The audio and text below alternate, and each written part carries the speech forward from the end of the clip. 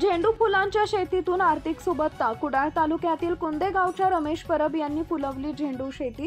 10,000 रोपांची केली लागवड.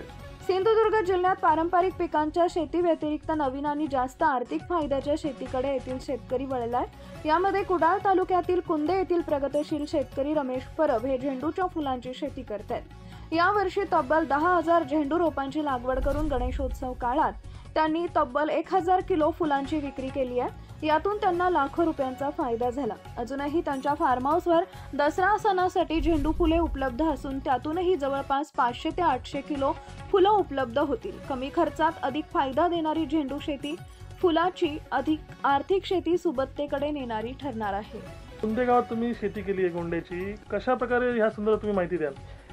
माझं नाव रमेश वासुदेव परब, राहणार कुंदे भटवाडीत, आणि 212 एकर आमची वैयक्तिक जमीन आहे आणि त्याच्यात ही झेंडू लागवड केलेली आहे. 10,000 यावर्षी रोपं लावलोय. गेल्या वर्षी 20 लावली होती आणि त्या झेंडूमुळे आम्हाला 3 ते 4 पट उत्पन्न मिळालं.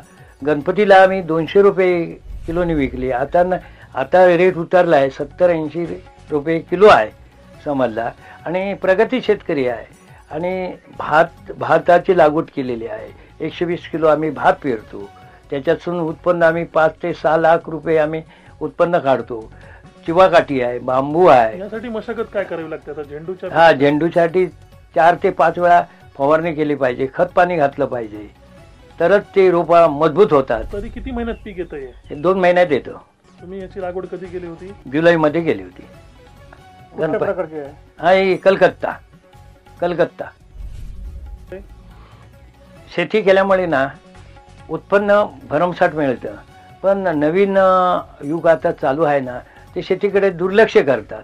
शेतीमुळे किती फायदा आहे हे आम्हाला अनुभव आहे. माझं कुटुंब नाही म्हटलं तरी 65 माणसाचं आहे.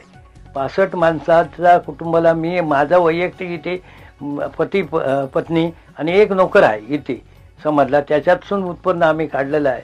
नाही, मला उत्पन्नातून आम्ही भरपूर ब्लॉक घेतले आहे आणि इथे प्रगती केलेली आहे समजला स्वतः शेतीमुळे.